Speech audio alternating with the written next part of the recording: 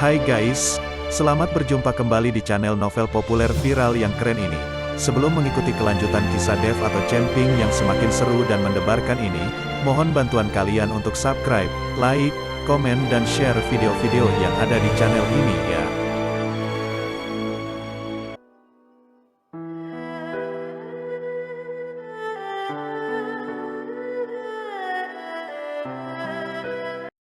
Perintah Kaisar Naga bab 3110, 3111 dan 3112. Seharusnya itu bukan mereka, semuanya harap hati-hati. Ji Lianzan sedikit mengernyit. Segera, langkah kaki yang berisik semakin dekat, disertai dengan keluhan. Tempat macam apa ini? Terlihat pepohonan hijau dan keteduhan. Lingkungannya juga sangat bagus, tapi tidak ada makhluk hidup yang bernyawa yang tinggal di sini. Sudah lama sekali, dan tidak ada yang ditemukan, dan 2 orang hilang. Suara kutukan dan keluhan itu membuat Dev dan Ji Yun saling melirik. Mereka tahu dari suaranya bahwa itu adalah Zhou Tai yang datang. Dengan munculnya sosok Zhou Tai, lebih dari selusin orang mengikutinya. Orang-orang ini juga berkeliaran di sekitar pulau kecil itu dan berkumpul untuk sementara. Lagi pula, Zhou Tai kuat, dan ada banyak orang yang bersamanya. Jadi Zhou Tai adalah pimpinan mereka. Tuan Muda Zhou, lihat ke depan. Seseorang tiba-tiba berteriak. Altar? Itu altar, jika ada altar di sini, pasti ada yang bagus. Seseorang juga berteriak kegirangan, dan masih ada orang yang hendak berlari menuju altar itu. Tapi Zhou Tai menghentikannya. Semuanya, mohon perhatiannya, di pulau ini tidak ada makhluk hidup, bahkan tidak ada satu semut pun. Tetapi sebuah altar tiba-tiba muncul. Tidak ada yang tahu apakah itu jebakan atau bukan. Tapi aku bisa mengatakannya terlebih dulu, bahwa tidak peduli harta apa yang ada di sini, karena kita semua pergi bersama, maka kita harus membaginya secara merata, jangan ada yang merusak kedamaian. Zhou Tai berkata dengan keras. Baik, saya setuju dengan Tuan Zhou. Tentu saja kita sekarang kolektif. Ketika semua orang berkumpul bersama, keharmonisan adalah hal yang paling penting. Semua orang bergabung satu demi satu. Hanya saja tidak ada yang tahu apa yang dipikirkan semua orang itu di dalam hati mereka. Lagi pula, orang-orang ini berkumpul untuk sementara dan mereka tidak mengenal satu sama lain dengan baik.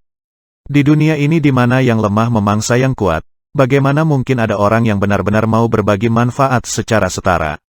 Jika harta itu tidak mahal, tidak apa-apa, tetapi jika itu adalah harta yang berharga, orang-orang ini pasti akan memperjuangkannya. Siapa yang mau menjadi bodoh dan mau membaginya secara merata?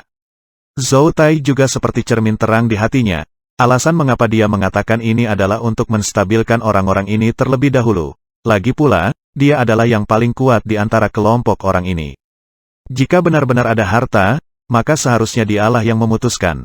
Zhou Tai dan yang lainnya berjalan menuju altar dengan hati-hati. Mereka sangat berhati-hati pada awalnya. Tetapi mereka sangat santai ketika melihat altar itu rusak dan kecil, dan sepertinya akan runtuh kapan saja. Altar ini sepertinya dibangun oleh suku tertentu. Harta apa yang bisa dimilikinya? Sepertinya sudah bertahun-tahun, dan mungkin tidak ada apa-apa di dalamnya. Seseorang melihat ke altar dan merasa kecewa. Aku akan naik dan melihat. Pada saat ini, seorang kultivator dengan bekas luka di wajah kirinya melompat ke atas altar. Sekilas dia melihat batu segel asli. Pada saat ini, batu segel asli memancarkan cahaya redup, dan rune yang terukir di atasnya terus beredar. Melihat pemandangan ini, mata kultivator itu tegak. Ada harta, altar ini menyimpan harta. Kultivator itu berteriak. Begitu mereka mendengar ada harta karun, semua orang bergegas menuju altar. Ketika mereka melihat batu segel asli, mereka juga kaget. Tidak ada yang mengira akan ada batu seperti itu di altar yang bobrok. Hanya saja orang-orang ini tidak memiliki mantra formasi yang diaktifkan oleh manusia, jadi mereka tidak tahu rune apa yang diukir di batu kasar itu. Batu ini sekilas terlihat seperti harta karun. Apa yang terukir di atasnya? Seseorang sangat ingin tahu, dan mau tidak mau menjangkau dan menyentuhnya. Tetapi ketika dia menyentuh batu segel asli, kekuatan yang kuat langsung menjatuhkan kultivator itu. Melihat ini, semua orang bergegas menjauh dari batu segel asli dengan ketakutan, dan melihatnya dengan heran. Aku tidak menyangka batu ini memiliki kekuatan serangannya sendiri. Itu pasti harta karun. Kita harus menemukan cara untuk mengambilnya. Zhou Tai melihat batu segel asli dengan mata cerah. Jika ini bisa diukir menjadi senjata, itu pasti yang terbaik. Aku belum pernah melihat batu semacam ini. Seseorang dari mereka menimpali, tapi karena batu segel aslinya agresif, tidak ada yang berani mencobanya dengan santai. Saat ini, Dev dan yang lainnya yang bersembunyi tidak jauh tampak sedikit cemas. Kamu idiot, ini adalah batu segel asli, jika kamu memindahkannya dengan santai, akan merepotkan untuk melepaskan benda yang tersegel itu. Tuan Dev, apakah kita ingin menghentikan mereka? Jilianzan bertanya pada Dev. Dev merenung sejenak, lalu mengangguk, oke, ayo keluar dan beritahu orang-orang bodoh ini bahwa batu ini tidak bisa dipindahkan begitu saja. Setelah selesai berbicara, Dev keluar bersama Jilianzan dan yang lainnya. Zhou Tai memimpin orang-orang untuk berpikir tentang cara mengambil batu itu, dan dia sedikit terkejut ketika dia tiba-tiba menemukan Dev dan yang lainnya muncul. Hai, itu kamu, kenapa kamu di sini? Zhou Tai tahu bahwa Dev dan yang lainnya pergi dengan kura-kura suci, tetapi tanpa diduga mereka juga datang ke pulau kecil ini. Zhou Tai, batu ini adalah batu asli segel, dan formasi segel terukir di atasnya. Anda tidak dapat memindahkannya dengan seenaknya, karena Anda tidak tahu apa yang disegel di bawahnya. Jika itu monster yang menakutkan, maka orang-orang ini akan mati. Dev memperingatkan Zhou Tai. Ketika semua orang mendengar apa yang dikatakan Dev, mereka menjauh dari batu segel asli. Melihat ini, Zhou Tai buru-buru berkata, kalian tidak perlu mendengarkan kentutnya, dia hanya ingin mencegah kita mendapatkan batu ini. Mereka menjaga di sini secara diam-diam, dan mereka juga ingin mendapatkan batu ini. Omong kosong macam apa batu segel asli hanya untuk menggertak, apakah kamu tidak percaya? Ketika Zhou Tai mengatakan ini, para kultivator yang percaya pada Dev mulai meragukan motif Dev. Zhou Tai, aku membujukmu untuk tidak menyentuh segel itu adalah untuk menyelamatkanmu. Jika kamu bersikeras menyentuh batu segel asli ini, aku tidak peduli. Jika kamu melepaskan monster itu saat itu, maka kamu akan mati. Setelah Dev selesai berbicara, dia menyingkir, dan dia benar-benar tidak menghentikannya. Kali ini, Zhou Tai juga sedikit ragu. Tapi melihat batu dengan cahaya redup di depannya, Zhou Tai masih tidak bisa menahannya. Aku tidak percaya omong kosongmu. Aku akan mengambil batu itu hari ini. Jika ada orang lain yang menginginkannya, mari ikut denganku. Zhou Tai melirik banyak kultivator. Segera, seseorang tidak tahan godaan dan berdiri di samping Zhou Tai, berencana mengikuti Zhou Tai untuk mengambil batu itu. Karena batunya agak besar, Zhou Tai berencana membombardir batu itu menjadi potongan-potongan kecil dan mengambilnya. Di dalam batu ini, kekuatan spiritual meluap, itu jelas merupakan harta karun. Ayo tembak bersama dan hancurkan batu ini, jadi kita bisa membaginya secara adil. Jangan seperti orang-orang pengecut itu, jangan berpikir untuk mendapatkan hanya sepotong. Zhou Tai berkata dengan mendengus dingin. Zhou Tai dan yang lainnya mulai mengumpulkan kekuatan, siap menyerang batu segel asli. Dev memperingatkan, mari kita bersembunyi dan melihat apa yang disegel di bawah batu segel yang asli. Dev melarikan diri bersama Jilianzan dan yang lainnya, sebenarnya dia juga ingin tahu apa yang ada di bawah segel ini. Lakukan, Zhou Tai berteriak keras, dan beberapa kultivator menyerang bersama. Kekuatan besar berayun keluar dari telapak tangan semua orang, langsung menuju batu segel asli. Duar, terdengar ledakan. Dengan suara keras, batu segel asli dibombardir dan dihancurkan, dan batu-batu yang berserakan menutupi tanah. Hanya saja tidak ada rune yang mengalir di bebatuan yang pecah ini, dan tidak ada kekuatan spiritual yang meluap. Awalnya, altar ini mengandalkan formasi penyegelan, tetapi formasi pertama dipatahkan secara paksa, dan itu menjadi batu biasa. Zhou Tai sedikit tercengang melihat puing-puing di tanah, dan itu hanyalah batu biasa. Duar, tiba-tiba terdengar suara keras lainnya, dan seluruh altar mulai runtuh, dan semua orang melompat dengan tergesa-gesa. Setelah altar runtuh, sebuah lubang gelap muncul, tak berdasar, dan dari lubang itu, semburan aura menakutkan terus menyebar. Pada saat ini, ekspresi semua orang menjadi tegang, dan sekarang mereka percaya bahwa batu ini memang batu penyegel yang asli, dan ada sesuatu yang disegel di bawahnya. Banyak kultivator memancarkan kesadaran spiritual dan merasakannya di dalam gua.